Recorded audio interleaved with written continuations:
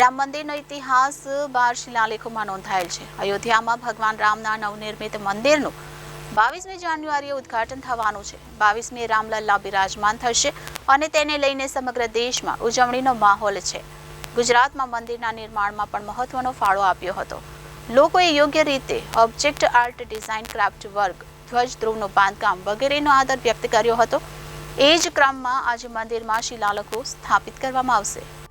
મંદિરમાં સ્થાપિત કરવા માટે વડોદરાથી પણ મોકલવામાં આવ્યા છે અને આ શિલાલેખોમાં મંદિરનો ઇતિહાસ અને વર્તમાનનો સમાવેશ થાય છે. વડોદરા શહેરમાં 12 શિલાલેખો બનાવવામાં આવ્યા છે. તેના પર મંદિરના નિર્માણની સંપૂર્ણ રૂપરેખા નોંધવામાં આવી છે.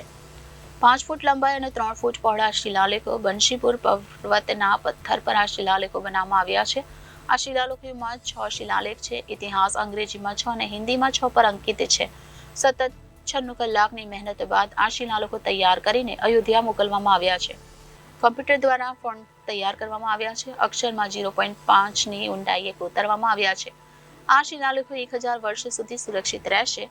વડોદરાના રહેવાસી હિમાંશુ ભલગામિયા અને ધવલ ભલગામિયાએ ઇતિહાસની નોંધ લીધી છે. સેન્ડસ્ટોન છે, રાજસ્થાનનો પથ્થર છે. એની અંદર 30 થી 40 mm થિકનેસમાં 5 mm ડીપ કરી છે અને મંદિર વિશેની માહિતી છે બધી અંદર કોતરકામ કરેલી છે. કેટલી તકતીઓ બનાવો? ટોટલ 12 તકતીઓ છે. એમાંથી 6 ઇંગ્લિશ છે અને 6 હિન્દીમાં છે. બનાવવાનો વિચાર કેવી રીતે? બનાવવાના વિચારમાં તો એમને એકચ્યુઅલી જે કંપની બધું જે ડિટેલને બધી પ્રમાણે કર્યું છે પ્રમાણે ઓર્ડર પ્રમાણે જ બનાવવામાં આવી છે. કેટલા દિવસો લાગ્યા? કેટલા કારીગરો? 4 થી 5 દિવસ લાગ્યા અને બધું જ વર્ક જે છે એ ટોટલી મશીન વર્ક છે. એમાં કોઈ મેન્યુઅલ વર્ક નથી.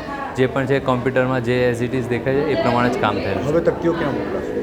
એકચ્યુઅલી અમને જે ઓર્ડર મળ્યો છે એ બરોડા મેટલ લેવલ વર્ક્સ તરફથી મળ્યો છે અને એમને જે ઓર્ડર છે L&T તરફથી એમને ઓર્ડર મળ્યો હતો અને અમે બરોડા મેટલ લેવલમાં અત્યારે અહીંયાથી જશે અને પછી ત્યાંથી અયોધ્યા જશે. કેટલો ગર્વ અનુભવો છો? એકચ્યુઅલી 150 કરોડ માણસો છે આખા ભારતમાં. એમાંથી 5 થી 10,000 માણસોએ ખાલી આ મંદિરમાં કામ કર્યું છે. એમાંથી અમને સદનસીબે કે સંજોગો વસાત જે અમને કામ કરવાનો લાવો મળ્યો છે એ બહુ જ એક અદ્ભુત કામ છે અમારા માટે કે આખી લાઈફ અમારા મમ્મી પપ્પા છે, અમારા છોકરી બધા જ એમને યાદ રાખશે કે આ વસ્તુ રામ મંદિરમાં કામ થયું છે અમારા થ્રુ. શું નામ આપનું? ધવલ ભલગામી.